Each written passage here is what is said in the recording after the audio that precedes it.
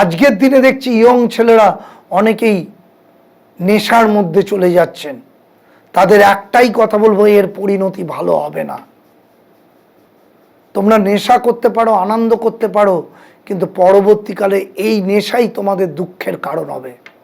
তাই একটাই সৎ কথা বলে যাচ্ছি তোমাদের, সেটা হচ্ছে ভগবানের দিকে মন রাখো,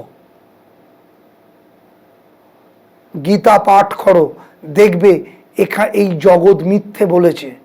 তাই সবাইকে বলবো, আপামন জনগণকে বলবো, সে পুরুষ হোক, মহিলা হোক, বাচ্চা হোক, সবাইকে বলবো জপ করো, হরে কৃষ্ণ মহামন্ত্র বা মহামৃত্যুঞ্জয় মন্ত্র জপ করো।